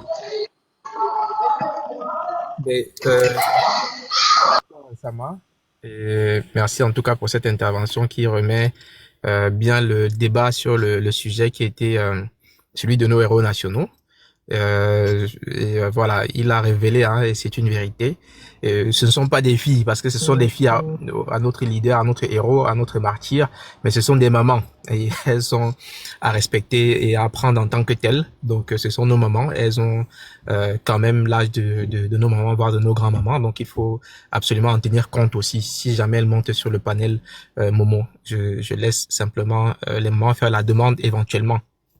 Mais c'est As-tu important de un nom, mentionner. coaching? As-tu leur nom TikTok, s'il Alors, te plaît? je sais pas déjà, et c'est maman Hermine qui t'a parlé du live ou c'est maman Françoise? Parce que je connais le compte de maman Françoise, mais je connais pas le compte de maman. Je sais pas si Sama nous entend.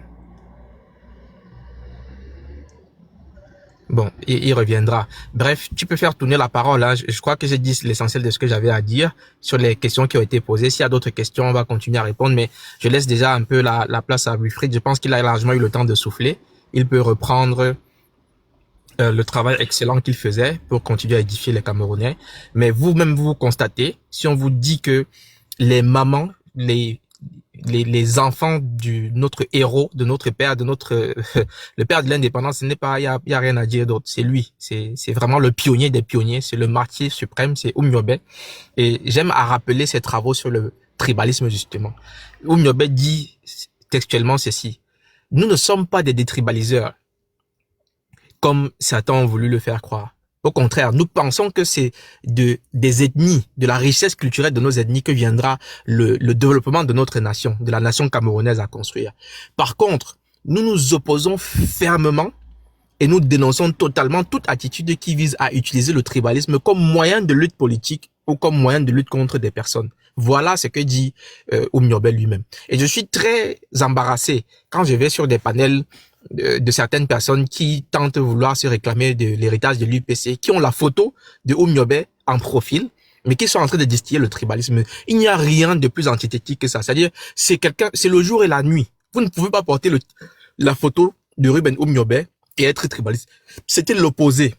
Quand vous voyez les photos, là où il est avec les autres leaders de l'UPC, ils sont de tous les horizons. Et nous avons d'ailleurs lu le livre de Marthe, de la femme de Moumier, Marthe Moumier justement, où elle vous explique que quand bien même les gens sont venus essayer de les tenter, leurs frères sont venus essayer de les tenter en disant, ben oui, tu prendras le pouvoir pour ta tribu. Qu'est-ce qu'ils ont répondu? Ils ont répondu, nous ne sommes pas là pour des avantages et des prébendes personnelles. Nous sommes, ou des prébendes pour une tribu. Nous sommes là pour la nation camerounaise. Et ils ont refusé à tout bout de champ toutes les propositions qui ont été faites, qui avaient tendance à faire en sorte qu'ils acceptent des avantages personnels ou des avantages pour un clan au détriment de toute la nation. Wandje lui-même, je l'ai répété ici, en dernier, il est jusqu'en 1971, il reste dans la même fibre.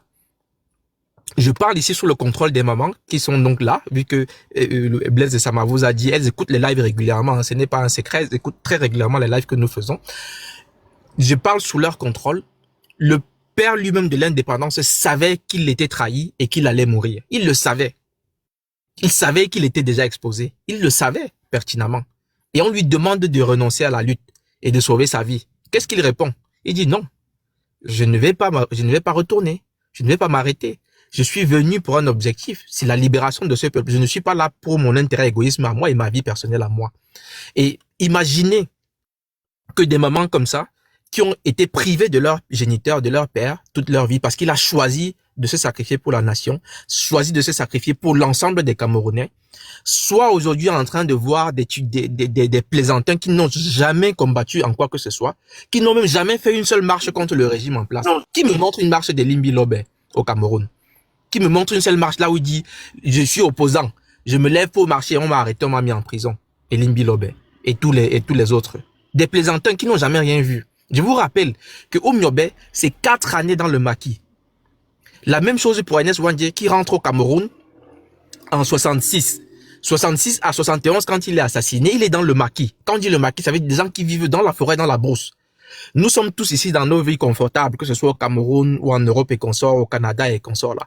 Imaginez-vous que vous deviez vivre 365 jours dans la forêt.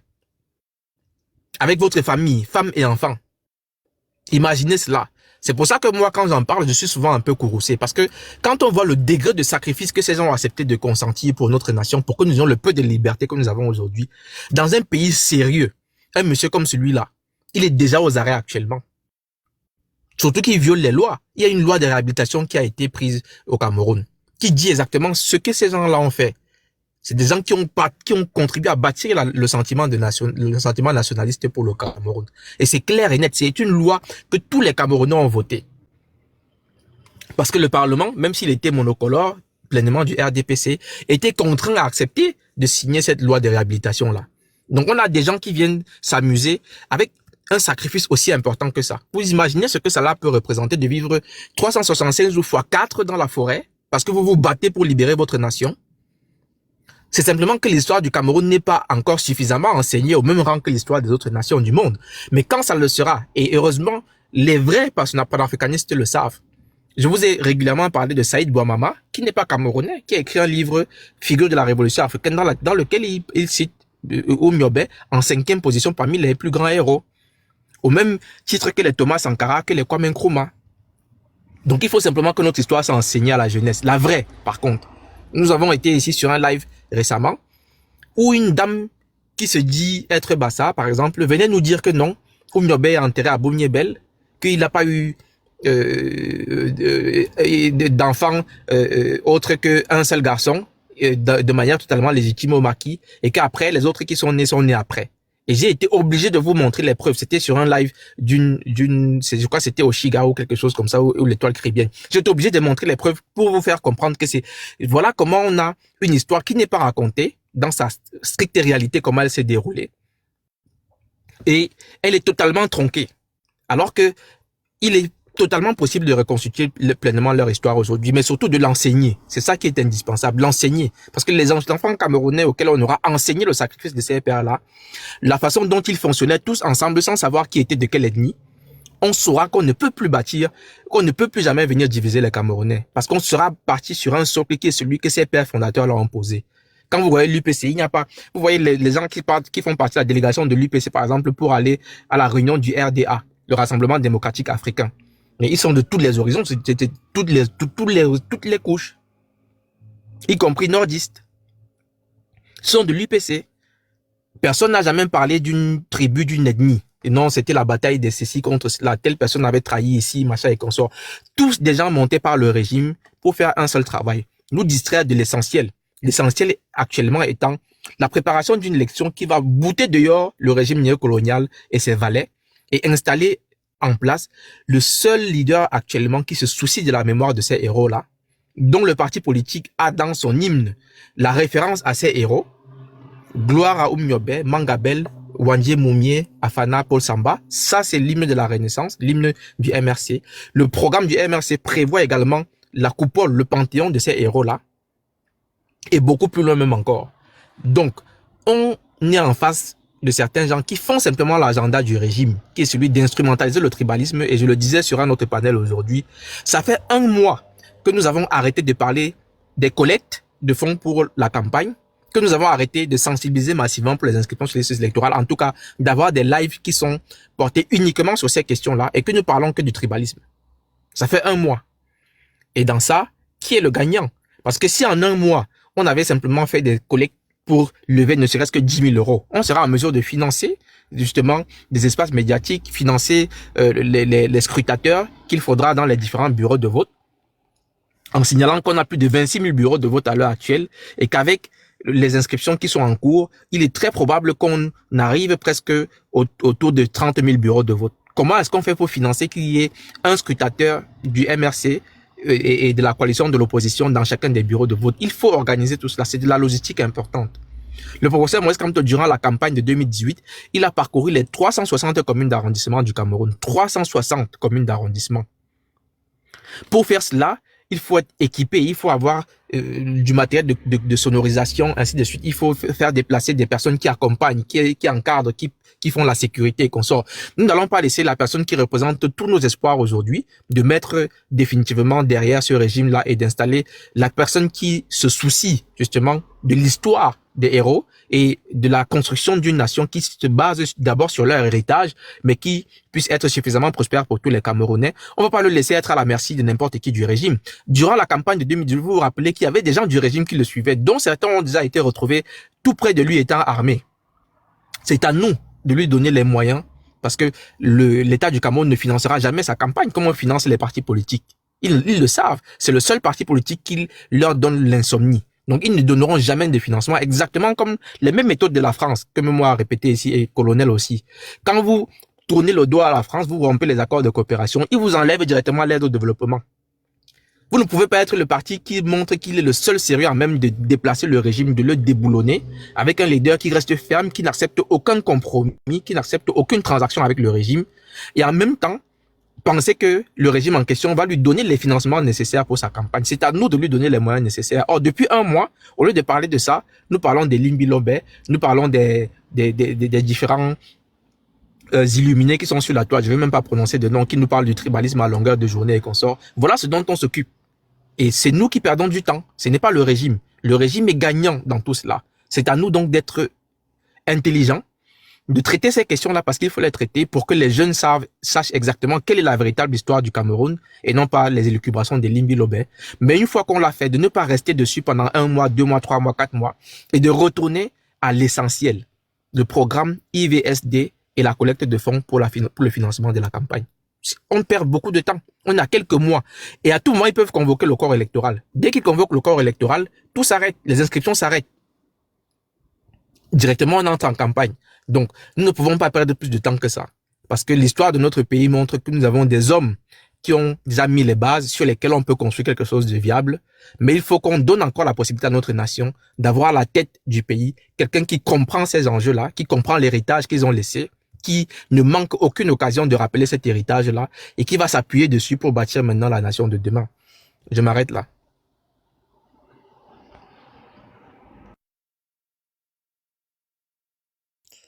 D'accord, merci beaucoup, Monsieur Fotsi.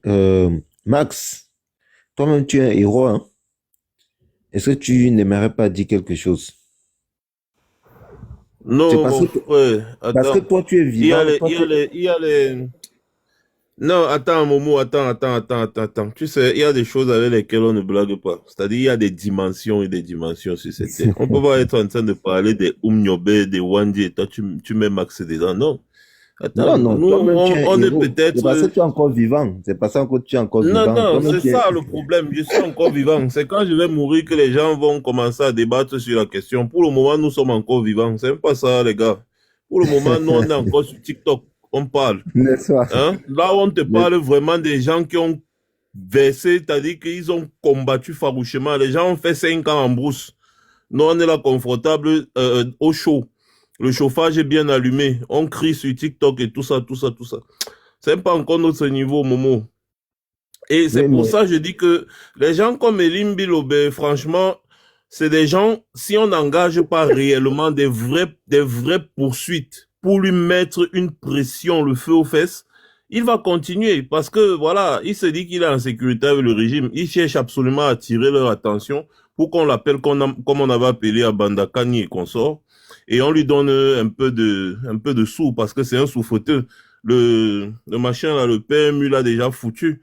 Tu vois un peu? Donc, il n'a plus de choix. C'est quelqu'un qui est tellement aigri, qui a raté complètement sa vie, qui a un dernier fil sur lequel s'accrocher. C'est le dernier des idiots parce qu'un régime est en train de tomber. Tu vois très bien, mais tu essayes tant bien que mal de t'accrocher dessus. Alors moi, je vais quand même dire aux gars, vous savez, nos héros camerounais, en réalité, sont négligés par nous-mêmes. Et c'est pour ça que j'en veux toujours aux intellectuels camerounais, vous voyez. On devrait normalement faire des travaux sur la vie de nos héros nationaux, n'est-ce pas, et proposer ça à des réalisateurs de films. Il n'y a pas meilleur moyen de valoriser ces héros que de faire un film dessus. C'est ce qui s'est passé avec les héros comme au Congo avec Lumumba, hein, avec Lumumba, et même l'histoire du racisme, n'est-ce pas, quand les Africains ont compris le racisme lorsqu'ils ont vu la série qui a été tournée sur le racisme, même si là-bas dedans on a un peu arrangé parce que voilà, c'est les Américains tout, mais les gens ont compris réellement l'impact ou alors les douleurs, n'est-ce pas, des esclaves à l'époque avec le film Racine. Hein? Les gens ont un peu appris l'histoire de Tchaka Zulu, de son combat et tout, grâce au film qui était sorti à l'époque. Aujourd'hui, si on veut enseigner réellement l'histoire de nos héros, il faudrait qu'on essaye de réfléchir, n'est-ce pas, que nos intellectuels et ceux vraiment nos historiens essayent de réfléchir sur comment est-ce qu'ils vont faire des travaux, écrire quelque chose et proposer à des réalisateurs pour qu'on, n'est-ce pas, essaye de tourner vraiment un film impactant sur l'histoire de nos héros. Nous sommes les derniers en Afrique qu'on n'arrive pas à le faire. C'est le meilleur moyen, n'est-ce pas, de faire connaître nos héros nationaux, non seulement à la jeunesse camerounaise, africaine et mondiale même. Donc ça, c'est la proposition que moi je peux faire. Donc, je parle de ça avec les grands frères là régulièrement. Je leur dis, il va falloir que vous vous mettiez ensemble pour faire quelque chose comme ça là. Et vous verrez l'impact que ça aura. Voilà. Donc, c'est ce que moi je peux proposer, les gars. D'accord. Max, donc vous proposiez qu'on tourne un film, même ne serait-ce qu'un dessin animé qui retrace Moi la aussi, vie de la vie. Non, Mais est-ce que un pour film vous avez avec accepté ça? l'impact émotionnel que cela peut avoir. Hein? Un film qui représente réellement les violences qui ont été subies lors de l'époque coloniale au Cameroun. Un vrai film pas, les dessins animés, c'est comme si tu vois, c'est un peu banal, Momo. Un film avec c'est-à-dire qui va démontrer, ressortir les séquelles, les émotions dans nos tripes. Hein? On ne lésigne pas sur les moyens. Quand tu vois les gens, par exemple, je vous raconte peut-être quand on regardait Racine, hein, au moment où Kunta Kinte, on voulait changer son nom, c'est quelque chose qui est resté dans la mémoire des gens. Quand on le tabassait, on disait que tu t'appelles Toby, il dit je m'appelle Kunta Kinte. On provoque les émotions. Tu vois un peu? Et ça va, c'est-à-dire, les gens aiment des trucs numériques ou alors des films aujourd'hui. Et c'est le meilleur moyen, Momo. Faut-il Pour les films documentaires, la masse, les films documentaires. Oui, mais un film même serait l'idéal. Un film même serait l'idéal. Un film même serait vraiment l'idéal. Sur l'histoire de nos héros, l'histoire de la colonisation française en Afrique, la vraie histoire. Et nos historiens savent le faire. Ils savent raconter. On a encore la chance d'avoir des personnes du troisième âge qui vivent et qui ont vécu cette époque-là. Il va falloir profiter de ça.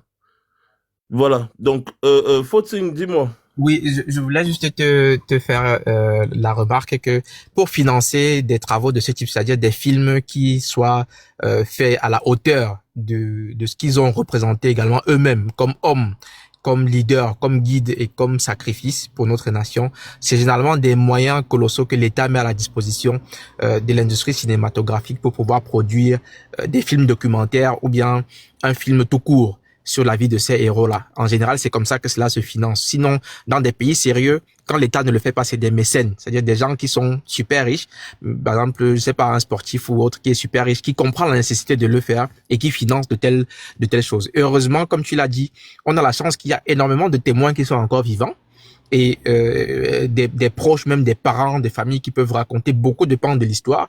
Et Samavou l'a dit, si les mamans sont là, elles connaissent énormément sur l'histoire. Moi, je peux vous garantir, en 2 jours que j'ai passé entre Boumniebel et Zeka, j'ai appris un nombre d'informations incalculables sur ce qu'ils ont pu mener comme combat. Donc, elles peuvent encore donner énormément sur le plan de la reconstitution de l'histoire. Donc, d'un point de vue des familles, il y a les filles Oumnobé, il y a la fille de Jacob Fossi qui est encore vivante, il y a les enfants de pas mal d'autres leaders hein, qui sont encore vivants. Wandje notamment, il y a encore ses enfants qui sont là. Donc, c'est simplement qu'il faut, à la tête de notre pays, un gouvernement qui a la vision et la volonté de le faire. C'est tout. C'est tout ce qui nous manque. Mais comme je disais encore une fois, l'une des raisons pour lesquelles moi j'ai adhéré au MRC, c'est d'abord l'esprit panafricaniste. Et l'esprit panafricaniste ne peut pas ne pas s'aligner sur l'esprit de l'UPC. C'est impossible. Tout panafricaniste est obligé de s'inspirer de l'UPC. Et c'est pour ça que le MRC a donc dans sa vision l'idée qu'on s'inscrit dans la continuité. Si vous lisez bien le texte du professeur Moïse Kamto, il vous dit toujours, par exemple, le texte là, il condamne les actes de violence, de haine et de tribalisme. Il dit dedans, toute personne qui se reconnaît de la résistance nationale. Quand on parle de résistance ici, la résistance ne commence donc pas avec le MRC. Il dit la résistance nationale pour dire, c'est le travail d'abord que les pionniers ont fait, que nous sommes en train de compléter seulement aujourd'hui. Parce qu'ils ont déjà fait la base, ils ont posé la fondation. Il faut compléter simplement l'édifice aujourd'hui. Et donc, il faut simplement quelqu'un qui le comprenne. et qu'ils soient capables de mettre les moyens financiers à disposition pour que cela soit fait par des professionnels. Sinon, les amateurs, on peut faire n'importe quoi qu'on veut, ce ne sera jamais un travail pro. Mais il faut un vrai travail professionnel pour vendre l'image de ces gens-là. Parce que ce n'est pas une image à vendre simplement pour du marketing. Parce que c'est des gens qui ont fait le sacrifice qu'il fallait pour notre nation et qui méritent qu'on leur rende le plus grand des hommages possibles. Je sais à ce sujet-là, je n'ai pas besoin de me cacher pour le dire. J'ai échangé à maintes reprises avec le professeur Kamto sur le sujet. Ce qu'il pense de ces héros et ce qu'il va faire, ce qu'il entend faire pour la mémoire de ces héros-là, même ce qui est écrit dans les textes n'égale pas ce qu'il a dans la tête qu'il va réaliser pour la mémoire de ces gens. Parce qu'il est bien conscient de ce qu'ils ont posé comme base pour notre pays. S'il est là lui-même en train de parler de ce dont il parle, c'est parce que déjà ils ont fait le travail qu'ils ont fait. Sinon, nous-mêmes ne serions pas là en train de parler comme nous parlons là. On serait peut-être des petits gens dans des plantations en train de travailler. On vient nous faire les corvées, les travaux forcés et qu'on sort. On coupe la tête de tel ici, on coupe la main de tel là-bas. Exactement comme ils faisaient. Vous imaginez ce que cela peut représenter dans un pays comme le Cameroun, des gens qui se battaient uniquement pour demander le départ des colons et l'indépendance et la souveraineté de leur propre pays, le pays de leur père, là où ils sont nés. Les enfants, les arrière-grands-parents sont nés et tout. Ils ont simplement demandé ça. On les tuait, on exposait les corps sur la place publique. C'est ce qui devrait nous faire comprendre que des gens comme les Limbi Lobé, si on est dans un pays sérieux, ils prononcent un mot comme ça, avec des gens qui ont fait ce sacrifice-là. Avant même que la police ne vienne pour l'arrêter, les populations peut-être se seraient déjà chargées de lui dire, mon ami, on va te donner une petite leçon. Viens ici, on te fait quand même quelques petites bises avant que les policiers ne viennent t'amener pour que tu reçoives ta sentence. Dans un pays sérieux, ce serait ça. Vous imaginez si quelqu'un allait peut-être dans un pays comme le Ghana attaquer aujourd'hui la mémoire de Kwame Nkrumah ou de ses principaux lieutenants? Ce n'est absolument pas imaginable. Vous allez au Burkina Faso, vous allez aller pour vouloir parler de Thomas Sankara exactement comme vous parlez là ou des Patrice Lumumba de cette manière. Ce n'est pas concevable. On ne peut même pas imaginer ça. Même leurs propres ennemis. Mobutu qui a tué, qui a participé à l'élimination de Lumumba, n'a jamais eu l'outrecuidance de se mettre quelque part et de dire que c'était un bandit. Au contraire, il fait semblant en disant oui, c'était quelqu'un, il s'est battu, machin et qu'on sort, mais il y a eu ceci et cela. Parce qu'on sait qu'on ne peut pas s'attaquer à ces mémoires-là en fonction du sacrifice que ces gens-là ont consenti. Je vais devoir malheureusement vous laisser parce que j'ai une réunion. J'avais ma question, monsieur aussi. Oui, rapidement alors, et puis je vais vous laisser. Wilfried n'est plus là. Attendez, monsieur Rocky, c'est même le dernier tour de temps de parole et après on va me couper le live. Monsieur Rocky, vous êtes du RDPC, MSC ou vous êtes juste Camerounais pour poser une question? Moi, je ne suis pas d'un parti politique. Je ne suis pas d'un parti politique. Faut que je dise, c'est pas bien ma vidéo. Donc, ma question, c'est pour monsieur Fossing. Moi, j'ai écouté une jeune dame qui a parlé d'agriculture ici au départ. Et monsieur Wilfried va développer sur ce que le MSC prévoit. Et j'avais déjà écouté dans une vidéo de Valérie Ndongo. Mais je me pose la question pour moi. Dans un exemple que je vais prendre comme le suivant. Un jeune homme regarde, il dit au Cameroun, la loi des finances stipule que toute société coopérative qui reçoit des matériels, qui reçoit et tout ce qui concerne l'agriculture et l'élevage est exonéré des frais de douane. Je décide donc de envoyer 10 véhicules pour une société coopérative qui a 10 membres et un bus pour porter les gens du champ, pour porter les gens de la ville pour le champ. Pourquoi est-ce que dans votre gouvernement, si quelqu'un a ce genre d'idée-là, est-ce que cela serait...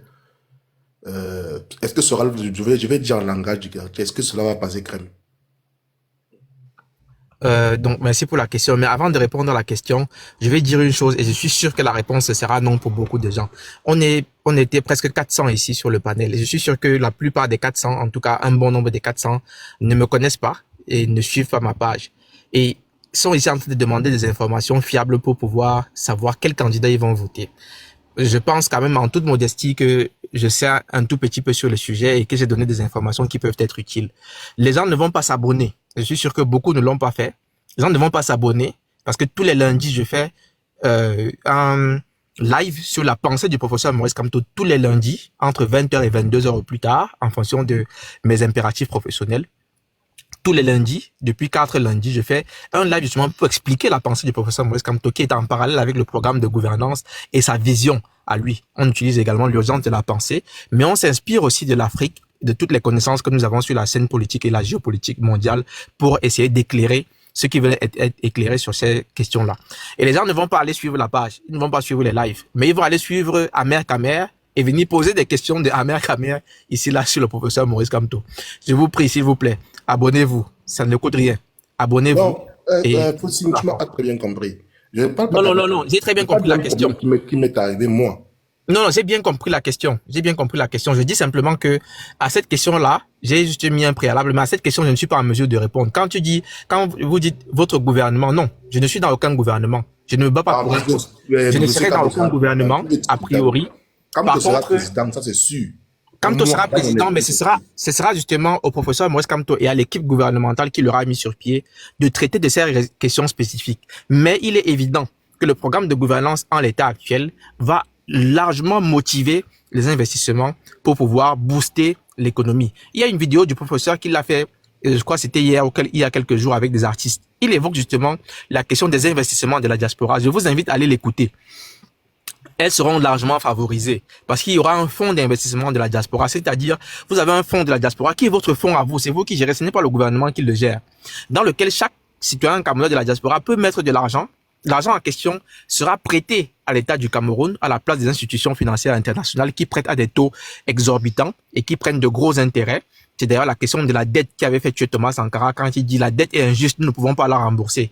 Et il dit si vous ne venez pas avec moi pour qu'on refuse de rembourser cette dette-là, à la prochaine session de l'Organisation de l'Unité africaine, je ne serai pas présent. Et effectivement, en 87, c'était 86 et il est tué quelques temps après, avant la réunion de 87 des chefs d'État africains. Donc la question de la dette est importante, mais le MSC résout ça en disant, on va créer un fonds de la diaspora dans lequel vous avez de l'argent, vous en diaspora, vous investissez dans ce fonds-là.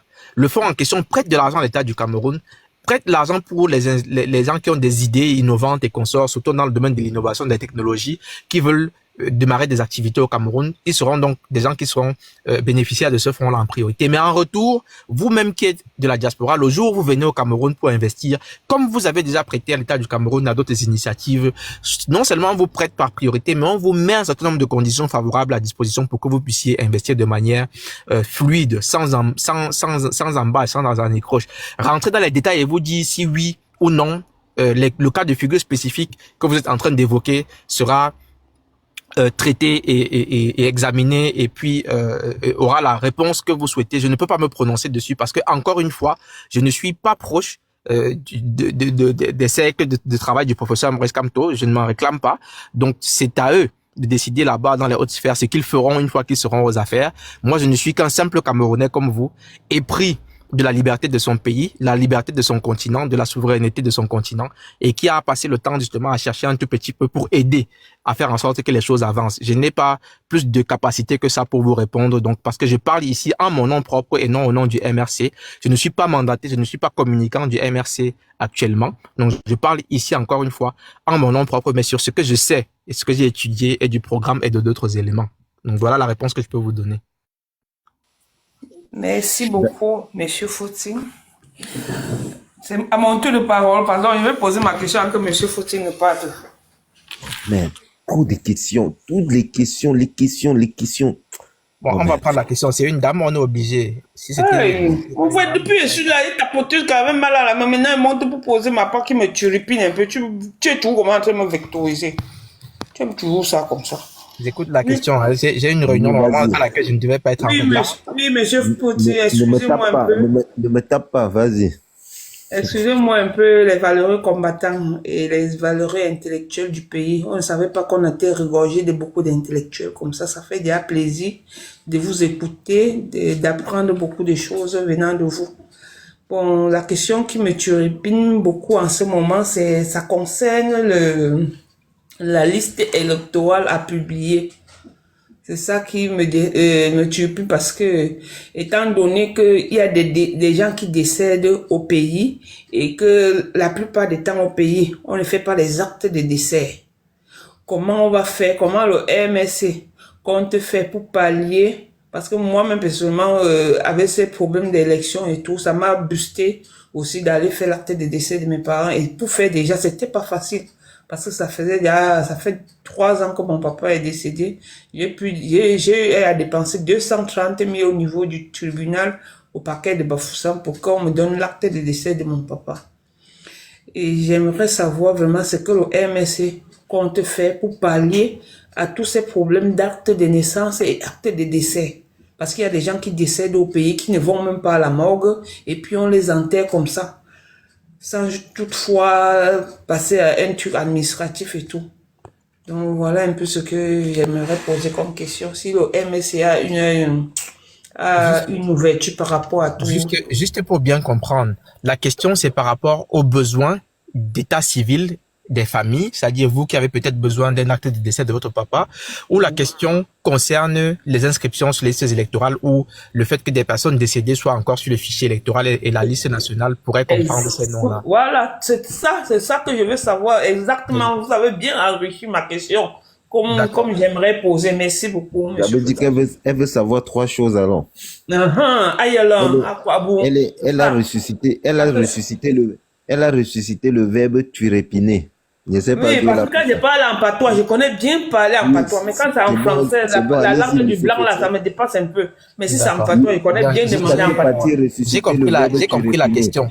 Voilà ça. Vas-y mon père. C'est ça que j'attends depuis. Ouais. Bon, pardon, je réponds non rapidement. La question est simple. Le professeur Moïse Kamto vous dit dans les 10 commandements qu'il faut simplement que tout Camerounais s'attache au respect de la loi.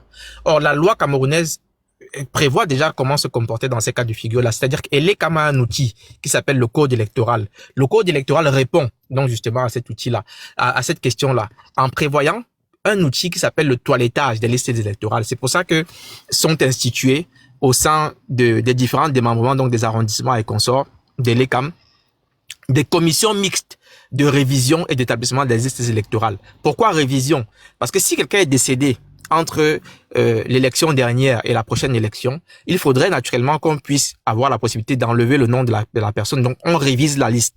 Et l'autre établissement, ça veut dire on inscrit les nouvelles personnes qui doivent être inscrites et on établit donc une nouvelle liste.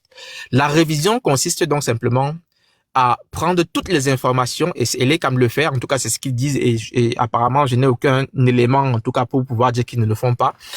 Et les CAM le fait. Moi j'ai représenté le MRC au sein de la commission d'inscription sur les listes électorales à l'ambassade du Cameroun à Paris en 2024. Ce n'est plus moi en 2025, mais je sais comment ça fonctionne parce que j'ai été au sein de la commission et que j'ai lu les textes. Donc normalement tout justificatif, c'est-à-dire si vous avez même ne serait-ce que un faire-part de décès qui dit telle personne décédée, ses obsèques auront lieu à telle date, vous pouvez le produire comme pièce justificative au niveau des LECAM pour demander à ce que le nom de la personne soit enlevé des listes électorales, a priori. Naturellement, ça peut poser le problème de savoir est-ce que les gens ne vont pas aller créer des trucs fictifs pour enlever certaines personnes des listes, mais je sais que les LECAM procèdent plus ou moins de cette manière-là. Ça y est, c'est ce qu'ils m'ont dit, c'est ce qu'ils ont dit, la délégation des LECAM. S'ils voient un faire-part qui dit, ben oui, telle personne est décédée, s'ils voient une banderole qui portent l'affiche du nom de la personne, s'ils ont accès à un quelconque registre, et ils vont parfois dans les morgues prendre les registres pour dire quelles sont les personnes qui ne sont plus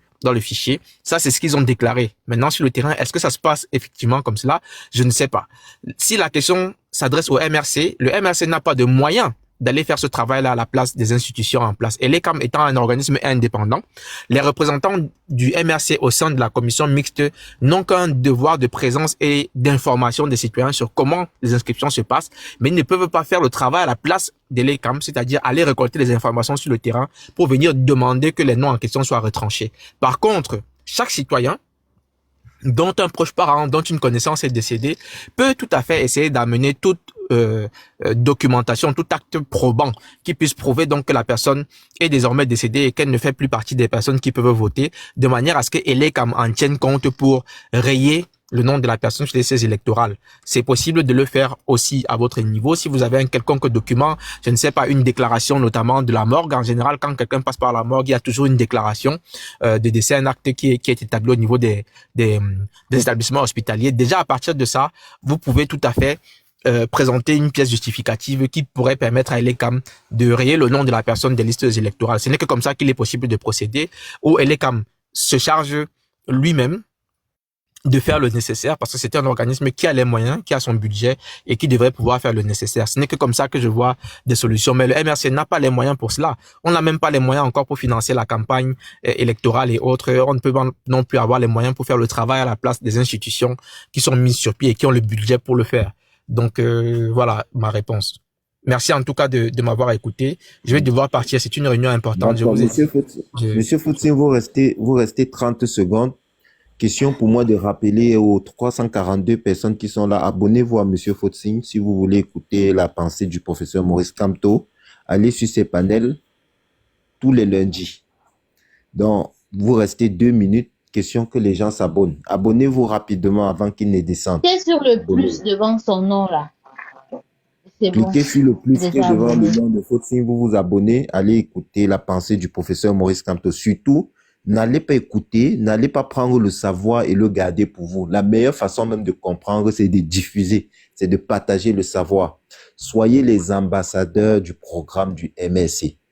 Nous estimons que quand Monsieur Fotsi, Wilfried Ekanga viennent vous former comme ça, ce n'est pas pour que vous le gardiez pour vous. C'est pour que vous alliez donner aux autres et les autres iront donner et c'est comme ça que nous allons pouvoir gagner. Maintenant, merci Momo. C'est entre 20h pour Choco qui pose la question de savoir à quelle heure ont lieu mes lives. C'est soit 20h, soit 22h. Tous les lundis, soit 20h, soit 22h. Et bientôt, on va avoir aussi des lives de décryptage ou bien de lecture ensemble du programme de gouvernance du MRC.